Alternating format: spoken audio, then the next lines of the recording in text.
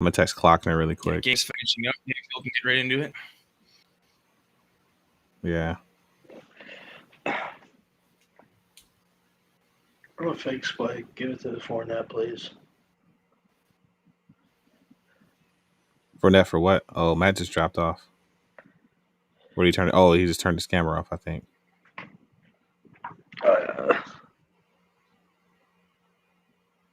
Or did he?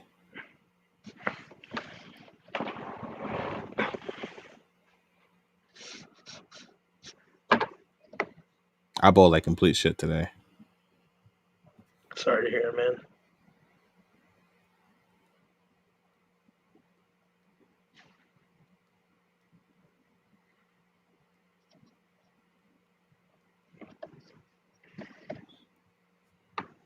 Did he? I bowled like complete shit today. Whoa. Sorry to hear, man. Would you record me? No, I just popped it on the stream. Oh, nice. I wonder where. You good, Matt? Oh yeah, that was just veteran. You good? What'd you do? Check the old phone. You good? And it was charging, so I couldn't. Oh. So it's like it'd be weird if I just got up myself and shit. Oh, okay, that's fine. All right, so. All right. I just want to see. Matt, do you follow us on Twitter, right? Yeah. The Gridiron Guy. Can you check and see if a video is live on Twitter? Yeah, let me go. No, it's fine. Sit down. I don't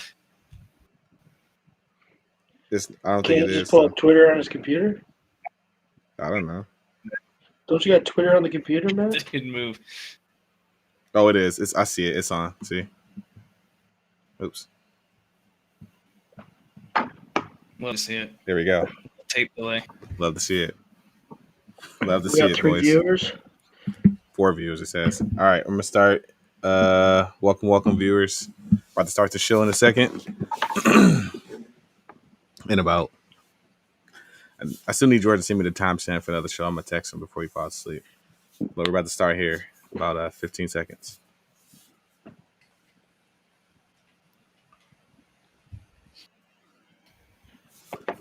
All right. Welcome to the Gridiron Guy Betting Show. I'm your host, A2. I'm joined here with Matt. What's good? Matt, you there? There we go. Also going here. Matt coming off a great week. Yeah, you're good.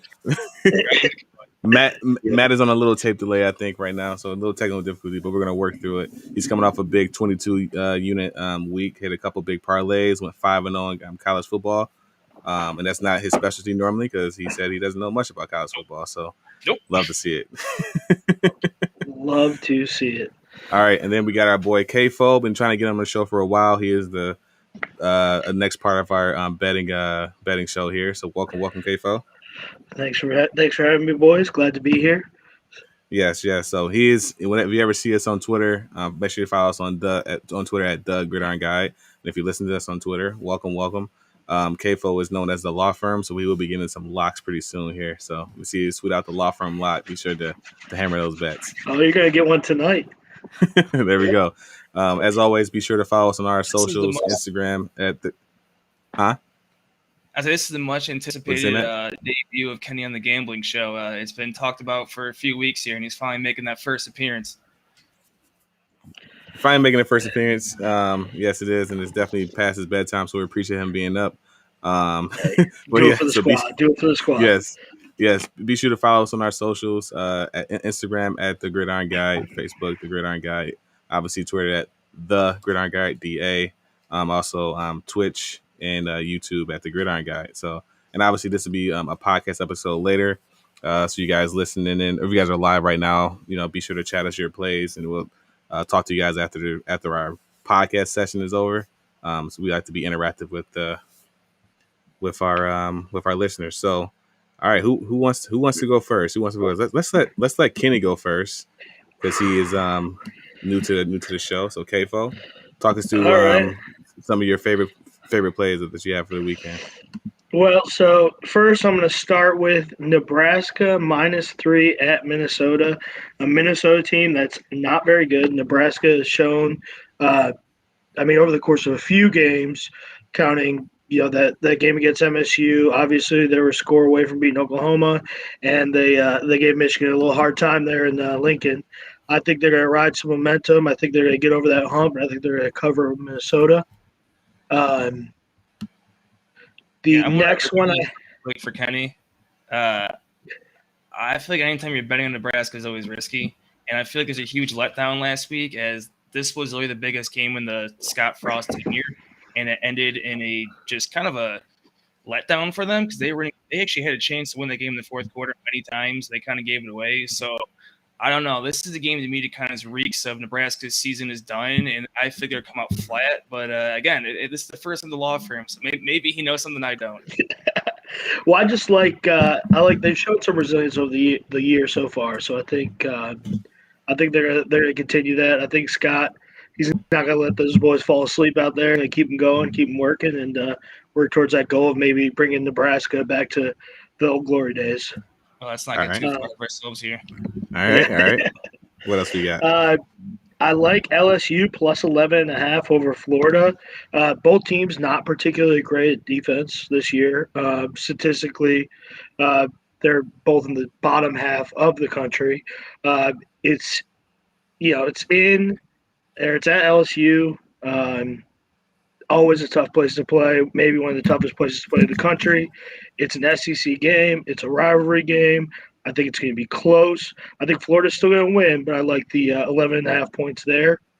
I think the Panthers over the Vikings, transitioning here to the NFL.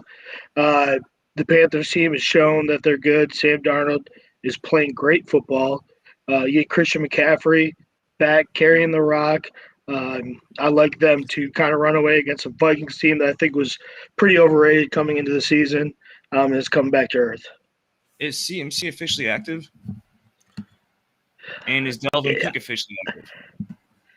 I got CMC as showing active on my fantasy thing, so I'm hoping. So I would say as of right now, both guys are trending towards being game time decisions. Chris McCaffrey, we're going to see Friday if they practice, if Chris McCaffrey gets to practice in or not. But I do piggyback off that play. I like that play just because I like Carolina's over Vikings just in general. I think Carolina's the better team. They're the more complete team. Even without Chris McCaffrey, I think they still get that win. So that's why I like that play still. Right. Plus, you're getting plus money on it. Vikings a slight underdog, so I think our sites we're looking at plus 110 on that game. Maybe a little parlay juicer and a little money making opportunity there. Oh, for sure. And then just to piggyback off your Nebraska play, I actually like Nebraska -3 as well. I'll probably take it down to -2.5 to be sure I don't push. Because I think the game would be won by a field goal. Because I think you can't trust AJ Martinez to run away with the game. He's going to make a couple mistakes that keeps Minnesota in it. So that's why I like. I would probably buy a point. In Minnesota, or is that game in Lincoln? Minnesota. Minnesota. Yep, in Minnesota. It's at Minnesota for sure. I want to actually go against you guys here.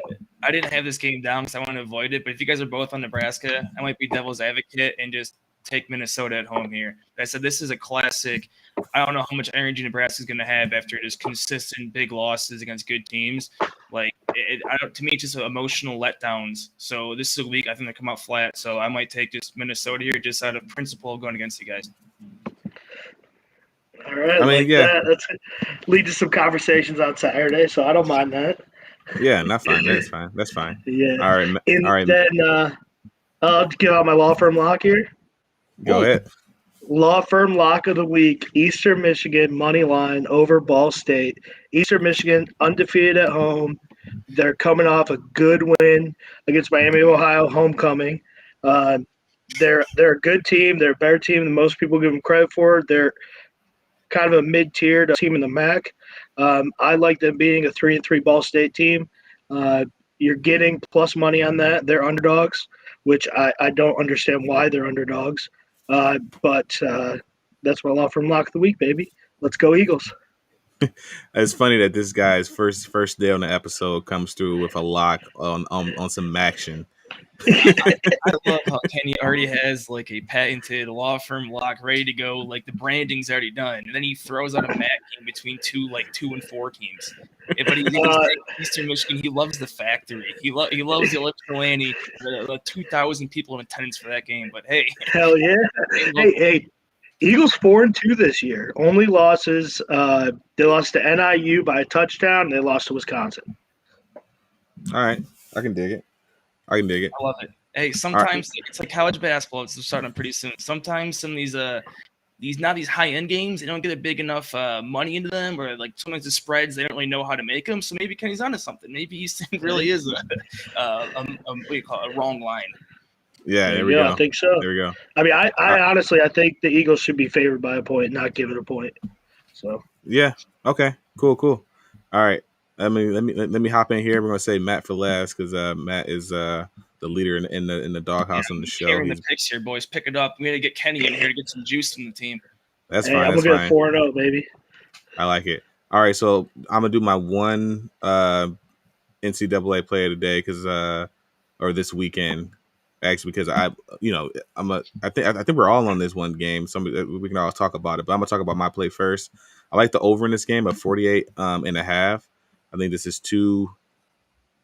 I think Michigan State can get to 31. I think Indiana can get to 20, and that's my rationale behind it. Michigan State has shown it to be a big play offense. Kenneth Walker III being a Heisman. Talk right now, actually, believe it or not. I didn't think it'd be this good coming in. I knew he'd be good, but I didn't think it'd be, crazy good. I think we talked about on our week 0 show that they had a transfer running back that would be pretty good, and the receivers are shown to be kind of right behind Ohio State's receivers as far as just game breakers. So I think they can get to 30 points, and I think Indiana can get to 20. So that's why I'm betting the 48 and a half. Yeah, and I feel like that's a pretty safe bet. To Aaron's point here, I'm drawing a blank in Michigan State's quarterback's name right now, but him and Naylor had that connection. What was it? Peyton Thorne. Yeah, Thorne, the Naylor connection's been on fire all season long.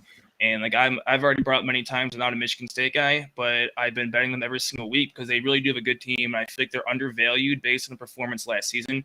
And I think you definitely could grab them every week and make money off it. They're like almost a top 10 team for a reason. They should be up in fear opponents. Even last week, you look at it, I think Naylor and Thorne had like 3 50-yard touchdowns. And on top of that, Walker, like you said, is a beast. I believe he actually was ranked as like an ESPN fan vote. So I don't know how much stock you want to put into that, but he was like number 1 right now for the Heisman contention. Yeah. So you can say this is not like steal Kenny's line. It's not your traditional, your grandfather's Michigan State football team. This team can actually score. And Indiana, they still have their bit home. They have Penix at quarterback still, who's been really hot and cold. But I will agree with the 40 and a half. I think is definitely a reasonable number to see, especially Michigan State's offense on all cylinders this year. Yeah. Can I love 48. Say something? I love 48 and a half there. You love 48 and a half there? Okay. Yeah. I would even bet it up to 50 and a half if you want. So like I said, because I think Michigan State would get to 30. I think Indiana can get to 20. So 31-21, I can see that game being. And then let's talk about the play that we all like, which is the Michigan State minus 4.5. I feel like just to give you guys some Action Network, the public is on this line as well, so that might kind of scare me a little bit. It's 85% of the bets, taking 88% of the money, but not a lot of sharp action going towards Indiana's way. But the reason why I like picking Michigan State here is that Michigan State is 3-2 in their last 5 against the spread, and I think they cover this game easily. So it's interesting with Indiana because I actually bet on them during our week 1 or week 0, whichever week they played Iowa. And Iowa just completely blew the doors off them. Since then, I've bet against Indiana twice, and both times have been successful. So I'm going to do it a third time this week. It's just they get a little overrated last year on a COVID season, weird late start for the Big Ten. I don't know. They had a lot of turnover luck. You actually look at the stats. They had a lot of weird games and funky bounces went their way. I think this year they're coming back to the norm of like, hey, they're going to be a bowl game like 6-6, maybe 7-5 team. But against the better Big Ten opponents, they're going to get beat down.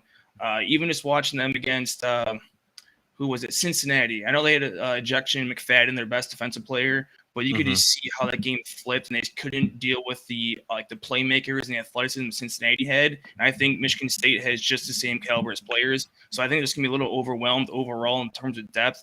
And I will bet against Indiana. I don't think Penix is that good either. So just give me Michigan State, give me the points, give me the over. Maybe parlays together. I'm on Sparty this week. Nice. And then really quick, I'm gonna get off Michigan State, but I think that they could lose Mel Tucker to another job. To who? USC? Where's he going to go? Yeah, what? LSU. You Ed think Orgeron is done. Might be a side tangent and people care about first the betting part. Do you think they're going to dump Ed Orgeron for 2 years after winning a national title? I don't know. Yeah, we'll talk after for the Mel show. Tucker, who coached the. Never mind. Yeah, listen, we'll talk after the show. A bad MSU team last year. I'll give you my reason after the show. All right, so my NFL plays I like this week. I'm gonna go with another over. Tennessee versus Buffalo. Over set at 54. Again, I think that's really easy to hit. I see Buffalo scoring 30, and then obviously I think Tennessee will be able to keep up for the most part, but I still think it'll be a rout for Buffalo in this game. So I'm just going to take the over, take the safe bet, which is 54. That's almost even money. It's plus 110. And then two other plays that I have separate from you guys. The Detroit Lions plus 3.5, and also Detroit Lions money line at plus 154. Did you guys happen to see the Joe Burrow injury report? Yes. So this is why I'm saying this. So they have been practicing because Burrow cannot speak. That he has like a broken something. I don't know what it is, but he's on like speech rest. So this whole week in practice, they've been practicing signals. So I think the communication will be a little bit off for this game. I think the Lions fans are going to be jacked up because of how the team has been playing. The team has not been getting blown out in games. They've been keeping games close. So I think the 3.5 is perfect because if they lose by a field goal again, like they've done the past couple weeks, then that plays is money there. But I also think they win this game because Dan Campbell has his team rallying. He had a pretty emotional after the game speech about the team. And this is also, if you listen to us, week 0, I said to bet them to win this game, to just be their first win in week 6. It was plus 600. So I'm going with my futures bet, and I'm riding with the pick as well at 154. Well, and Legatron, Mr. McPherson out there for the Bengals, their kicker. He's is obviously not clutch. Oh, that's just what they call him around town here. They love him. He does not have that name. That name still is Greg Zuerlein. Yeah. I'm just saying what people are calling him around here, right? I don't know what to tell you. I got no one to cheer for. All right, now really quick, let me hit up my NBA futures bets, and then we'll go to Matt. I have 4 futures bet right now. I gave you the Pistons. Remember, I gave you the Pistons weeks. I think it was week 0, our first betting show. I gave you the win total at over 24.5. That has now since moved to 26.5. So I got a nice little closing line value there. So I still like it at 26.5 as well. So you can probably bet that. But I have Tyler Hero to win 6th man of the year at plus 1,400. I think with the additions of Kyle Lowry, and other players that they have, it's going to push him, to the bench. And I think he's going to get the green light coming off the bench. And I think he's motivated to show that he can be in the class with a lot of the young players from his rookie class. So I like to play at plus 1,400. The chalk pick for MVP is Luka at plus 380. I think that's a pretty safe bet. I think he can win MVP this year. This might be his year. You saw Joker get it last year. I think Luka, I think that he can probably ball out. This team can at least, get to the top 4 seed. I think it'll be a lock to get it, especially if he's, somewhere averaging around a triple-double mark, which I think he can do. I think it's definitely going to matter. The one competition he's going to have for sure is going to be Giannis, though. If the Bucks get the 1 or 2 seed, which I assume they're going to do, and he has another huge season, just all the momentum that he has coming off of the NBA Finals and that playoff run. I know they don't give him the players back-to-back years, which kind of hurt him. I believe he won it 2 or 3 years ago. Yeah. I think now it's like people realize how good he is again, so he might be able to take it this year or give extra competition to Luka. So any of those 3 guys, Jokic, no Murray for the first half of the season, Giannis, and then who's that? Luka. Those 3 guys definitely be your top 3. I mean, I don't know where else to go with them, but they all have good value. All right, well, I'm gonna give you 2 more that I think have pretty good value. Anthony Davis at plus 2,500. He won't play enough games. Well, hear me out. I think he will play enough games this year. And I think he's going to have less pressure, which means he can ball out. So I don't think the Lakers are going to be. See it. Just because this guy is just injury history. The Lakers are on such a win now mode. They are going to be just go for the playoffs. So I think they're going to be resting him. I think that's why they trade for Russell Westbrook, someone to carry them in the regular season and try to keep LeBron and AD as fresh as possible for the playoffs. Well, that's the other thing is how many touches is he going to get? I mean, you have He's Westbrook there, you have LeBron there. He'll get his numbers. He's not going to play enough games. Like they gave to Jokic, he played every game last year. Yeah. My reason is a little different. I don't know. I don't think he's gonna play every game. Out of an 80-game season, if he plays 65 out of the 82, I think his numbers gonna be good enough for him to win the MVP. But again, this is plus 2,500, so you can. It's definitely a good value. I have one guy on here. I'm curious if you have it in front of you. I didn't look at the sheet right now. Did you have what's Embiid's right now? Embiid's is plus 1,500. So if you want to take Embiid, you can. He's a long spec. If Ben Simmons doesn't play, all that drama, and he balls out like last year and he actually plays like you were talking about 65, 70 games, I think Embiid is a better shot than AD does just because he is the guy. He gets through the drama, and he still carries that team offensively and defensively. Yeah, I wouldn't bet AD or Embiid. I think he's due for a long-term injury this year. I'm actually going to fade the Sixers. Tatum MVP at plus 3,000. I like that. That's a good, just not dart throw, but definitely a longer odds guy that could definitely do for the next step. Yeah, he's due for the come up for sure. He's due for the come up. I like that play a lot just because he's been working his game a lot, and I feel like he has to prove that he is that next superstar. So, all right, Matt, let's toss it over to you. All right, give us some of your good plays. We're gonna stick with we had a huge week last week against college football. I'm going to start off with my first one. This is a rare pick for me. Usually, I take like 3 favorites and money lines and just hope they all hit, and they happened last week. But this week, I'm going to throw a money line dog. I'm going to throw a UCLA at, and I just look at this as a missed line. It's only like a 1-2 point game, so it's a pick 'em game basically. But you're getting plus 110 on UCLA. I don't get why they're underdogs. I understand it's in Seattle, but I don't get it. I watched UCLA play Arizona State. And I absolutely love their quarterback, Thompson Robinson, for some like Pac-12 after dark. Just put up some numbers. He has 11-2 touchdown reception ratio. He can run the ball. He had 90 yards 2 games ago. They have ex-Michigan transfer Charbonnet at running back. Chip Kelly's back wearing the visor on the sideline. Washington looks awful. Lost to Montana. Michigan blew the doors off them. And I believe they lost another blowout game versus like Utah or someone else in the Pac-12. So to me, UCLA should win this game by a touchdown. I don't get why they're plus money in this game. Yeah, I agree with you on that one. I am actually taking them as well. The line has stayed at 1.5 or plus 5 or pick 'em. It hasn't moved anyway. And that the Action Network, 70% of the bets, 96% of the money for UCLA. Next game we were touched on, but I'll hit on it real quick, is MSU minus 4.5 versus Indiana. Don't want to go over the details again. This is one of the games I really do like. And then getting back to my bullshit, I'm gonna go with some parlays here. This is a big parlay here. It's 7 teams in it. I'm not gonna go to the details each game. This is just don't overthink it parlay. This is just pick the favorites. Don't do the spreads. Don't care about that. These teams have to win. It's getting close to playoff time, or you start playoff picture starts getting to play. So I'm gonna go with not a playoff team here, but Clemson at Syracuse. I don't see Clemson losing again. They're going to Syracuse. Syracuse stinks. Clemson doesn't look very strong either. The last game they struggled with Boston College too, but I mean, I think they should be able to win in Syracuse. I don't care about any points. I think the spread was 14 or something like that, but I think they can easily win. I'm not sure about 14, but they should be able to win that game. Next one is Oregon at Cal. I'm sorry, Oregon versus Cal at home. Again, Oregon, top 5 team. They need to win, move on. They're staying in the playoff hunt like them. Michigan State, Indiana, I already touched on them. Texas A&M at Mizzou. A&M's coming off a huge win versus Alabama. I love their quarterback. He's played really good all season long. Mizzou's useless. I'm not afraid of them at all. I don't see any kind of like trap game here. Next one's Iowa at Purdue. I only watched Purdue once. It was versus Notre Dame. Nothing. They didn't show me anything. Like there's not a single player that like jumped off the page to me. There's no Rondale Moore there. There's no good strong quarterback play. Iowa definitely has their sights set for a Big 12 or a Big 10 championship. Come on, the West.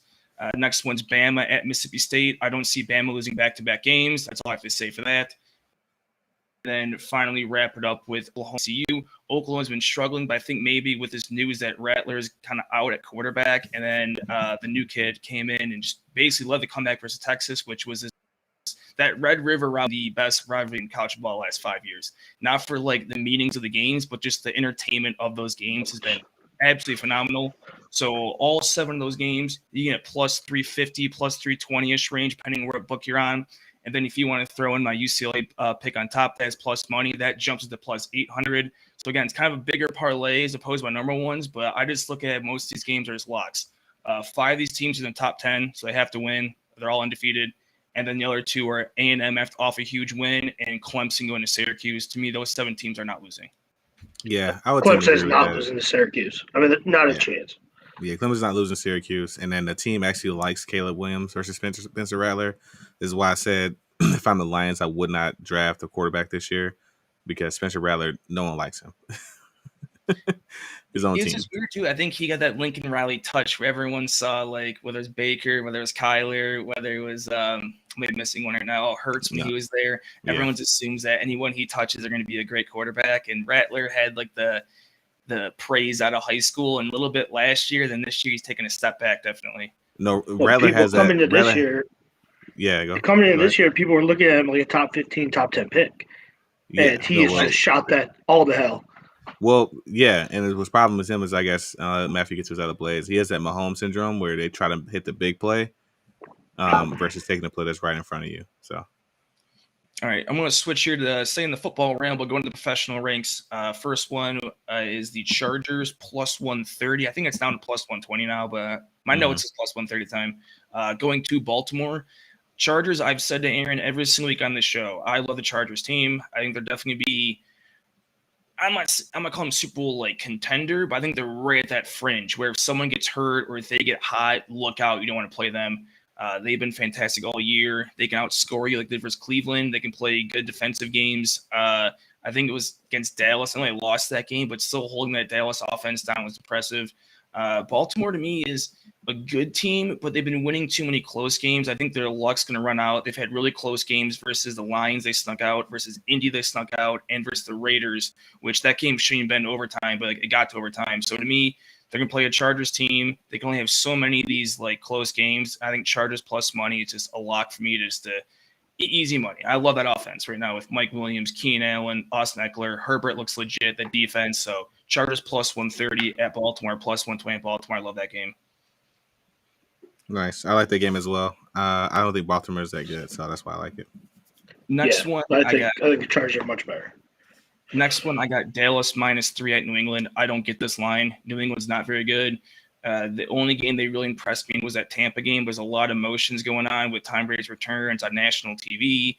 It started raining, which hurt the Bucs offense a little bit. The Patriots offense is just afraid of more than 5-yard plays. They do not run anything. Dallas looks pretty good to me. Dak's kind of jumping into that MVP like conversation. Zeke, who I've been hating on all year, actually looks pretty good, so I might be eating shit on that this season. They still have CeeDee Lamb and Amari Cooper. Dalton Schultz has stepped up as a nice, reliable tight end spot. So to me, Dallas -3. I don't care they're going to Foxborough. I think people are giving too much credit to Bill Belichick and the defense, who hasn't been overly impressive either this season. So to me, Dallas -3 is another easy lock. All right, cool. And then the last lock I have for a spread play is Green Bay minus. It's 5.5 now. Again, time it was 4.5. Now it's up to 5.5. I will still bet that. I'm still confident that Chicago's offense and just team in general has been a dumpster fire with Nagy running the offense, running the team. Fields looks a little banged up. He has looked awful in his first 2 games. And then you throw in that their running backs are now down to, with Williams on the COVID list, they're down to Herbert, I think his name is, or something like. I picked up in fantasy. It's Herbert. It's Herbert. Yeah, I picked him up, but Allen Robinson is just vacant right now. I'm not sure what happened to him. Defense is still a little banged up, not the old Bears defense we saw a couple years ago. So I think Green Bay is really starting to hit their stride with Rodgers back. And, Aaron Jones is still there. Adams is still there. They'll be fine. So, yeah, 5.5. It went from 4.5. So I like all 3 of those spreads. Nice. Jumping to a parlay again. I like throwing these in here. This is going to be I've got a 5-team all money line parlay, all favorites, but it's Green Bay, Dallas. Touched on both those already. Indy versus Houston. Houston's a joke. I don't have to say anything else. I'm not saying Indy's good, but Houston's just, I will bet against them. Rams versus the Giants. That's going to be a blowout. I am not concerned the game at all as a Rams fan here. Like that's just going to be a blowout. And then wrap it up. The only game that I'm kind of shaky on, but I keep on betting on Washington, but they're not good. So I'm going to take Kansas City here because I don't see Kansas City drop into, 3-3 then? I don't see it happening. So take all 5 of those teams, Green Bay, Dallas, the Rams, Kansas City, Indy, and you're at plus 380. I had one with Tampa in it. That game already happened, and they already hit. So that was plus 500. And then if you really wanted to, you can then throw in the Chargers just to make things a little more interesting if you miss a Tampa play. So those are the games I really like. Or you could even do this too. This is part of my NASCAR thing. If you want to jump in for another team, be a little more juice in it. It's a matchup. It's a William Byron over Kevin Harvick. Not much details except for Kevin Harvick's out of the playoffs. His season's done. I think his effort's going to be done. He's not going to be relevant. He's been fast at these tracks at all. Bet against him. Nice. Cool. Yeah, I'm definitely going to be betting some of those NASCAR plays that you got up there for sure. Yeah, I'll just rip them off real quick. I won't go into details for the people here, but it's 2 matchups. Both are about minus 125 to 140. Depending on the book you go to. William Byron over Kevin Harvick, Ryan Blaney over Joey Logano. DraftKings prop here. I actually have not hit one of these yet. It's starting to piss me off, so I think I'm due for one. But it's Kyle Larson and Denny Hamlin both to finish in the top 5. That's at plus 200. And then finally wrap it up 2 top 5 bets. Ryan Blaney at minus 110 or plus 110, and then Kyle Busch at minus 110.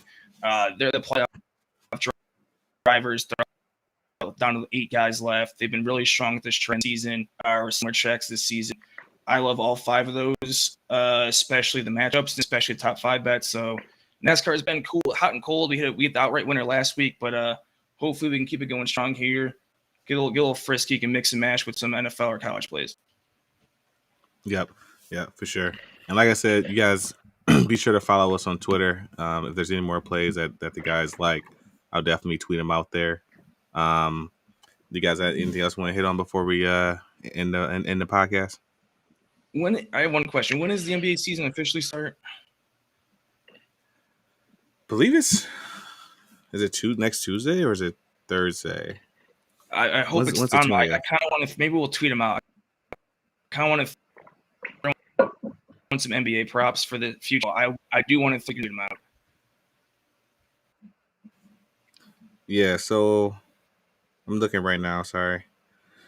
I do have a teaser too. So I guess I do have a teaser. I have no idea. Go ahead with the teaser. Go ahead. Also, it's over, but it's. Oh, we lost. This could be the week that teaser. Go ahead. You're good. All right. So we had Green Bay plus 1.5. That's at Chicago. Again, I don't see them losing that game. Kansas City money line. That's going to hit. Chargers plus 9. Told you I love them outright. Now you're getting plus points. Even more points. Rams minus 3.5 is going to be a blowout. Dallas plus 2.5 going to New England. Told you I love Dallas already. I mean, Aaron might disagree with this one, but I love Tennessee plus 11.5. If Julio Jones is back, Monday Night Football game, Buffalo is off a couple of huge emotional wins. To me, it's a complete, not trap game, but I think it's going to be closer than people think. And then Indy minus 4 versus Houston. Those, 6-7 games, that is plus 700. And again, I had add in Tampa minus 1, which already hit for plus 1100, but we didn't get there just yet. But hoping the teaser finally hits here plus 700. I really do like it this week. I don't see really any flaws in it. But then again, I say it every week, and I'm over. So we'll see again. Yeah, I like that. Oh, sorry. If it's hard to figure it out, people can see it, but just in front of you. But that's a quick teaser I have. Hoping for the first career teaser win. And I like that Tennessee plus 11.5. I mean, Tennessee has the opportunity with Derrick Henry to hold on to the ball for a long time, get time of possession up, and kind of grind it out and keep it a low score or a close game. Yeah, I think anytime you get an NFL team plus 10.5, plus 9.5, you take it. The NFL is different than college. Generally, a lot of garbage time happens. So especially if you throw in Monday Night Football, they're a perennial playoff team, and they're at home. And you're getting Julio back and AJ Brown a little healthier. I just think it's gonna be a closer game than I think people think.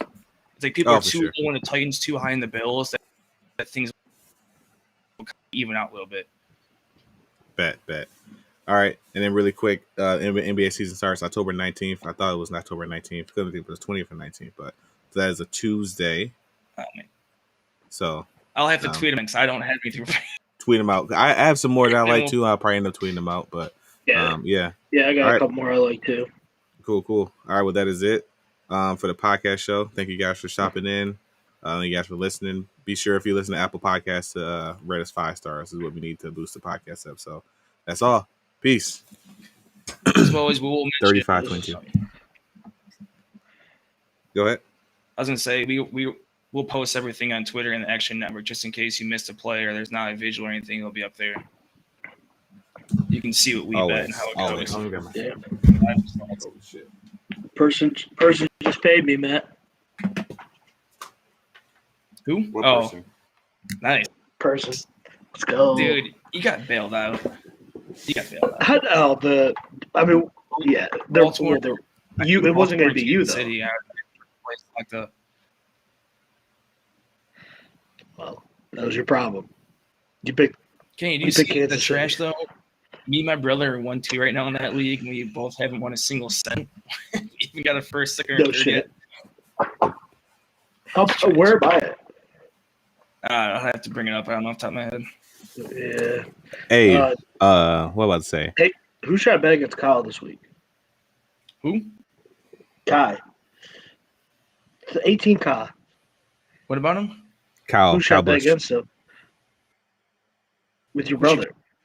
Against him? The only guy that against the 18 would be Larson and Hamlin. Outside of that, Kyle Busch is Okay. the only guy that we can beat Interesting. him. would be Blaney. But I'm on the cusp of erasing a $700 deficit in size. the cusp. $700 deficit. Yeah, dude, it got ugly mid NASCAR season. I don't know, man. Nobody's gonna be worse than Chris though, ever. Yeah, that was a legendary. I mean, What was collapse. he down? That was tough to watch. 2,800. A lot. I'll just say that. To who? The league. Who's he down that money to? The league? Holy shit. Wasn't down. So yeah, there's a lot of us in it, and then we just accumulate it all up. So it's not like it basically you end up plus or negative, as you know, and very much deficit. Right. We ended up paying all that money back? Yeah. It got there. That's crazy. Yeah. I'm Yeah. I mean, speechless. it's an honor system in the league. And you're down 700 right I'm ready now. for the charge Kenny invented. No. Yeah. I was down 700 like mid season, and now I'm down like 200 or 220 something. I think. For you. Huh? I'm going to the books right now. Go to the books. I'm going to the get the official audit. So, the reason why I said that Mel Tucker could be a hot target for LSU because Ed Orgeron, like, it's not a normal season for him. This is like the second season that he hasn't been good. Kenny, good work. What? You're minus 220. I know. I'm been buzzing the last couple weeks. Last few Come weeks. back there. Still got four races Yeah, left well, to race to us. That $200 week a couple weeks ago didn't help. Yeah. The thing with Orgeron is it's weird because he was like it's his dream job. Like he got like embraced by the fans and everything. You can't hate Ed Orgeron. He's a good recruiter still. Joe Brady and that offense, they had so much talent, and then losing him as well as a play caller hurt them more than I thought it would. Like I don't really put the COVID season against a lot of people, but this year's been really bad. And you look outside of that like national title year, they haven't been that strong either. So Yes, I'm saying season, if you think about the first year he's lukewarm. Burrow was there, they weren't good. I think he's definitely in the lukewarm seat right now. Where I think this year he's safe, then next year it's like, hey, You gotta at least be like 9-3, dude. At least keep us in the mid-teens in the rankings. Yeah, but do you think they go after Mel Tucker, who's 8-5 at Michigan State, and not Urban Meyer, who's about to become available? No one wants to touch Urban Meyer. Oh, Urban Meyer is go to like Utah again or something. No, That's he all needs right. he is No, he just needs to Listen. retire. he needs to just stop coaching. Like really, I'm trying to find his record. Honestly, I'm trying to find Luke Ed Fickell to Orgeron's record LSU. without. That He's wouldn't be a bad fit there. he's a Midwest guy though. I don't think he'll be able to recruit like. I mean, if he can recruit at Cincinnati, he can recruit at LSU. Mel was I think he's a Georgia guy. Mel Tucker. I'm talking about Luke Fickell. Oh, Fickle's. He's not a bad coach, LSU? but I think he should do what he's doing right now. Unless he can parlay this in the USC job for the cash, he's like a C star key to me, where it's just like I don't know. What he's done in Cincinnati, he can Cincinnati sit is there. impressive. I mean, I say he should leave in Cincinnati after this year because I don't think his team is going to be continue to be get the good. bag. Am I glitching on you guys or You're like frozen a little bit. I'm frozen? I'm frozen, right? You're good now. Yeah. But all right, boys. You done?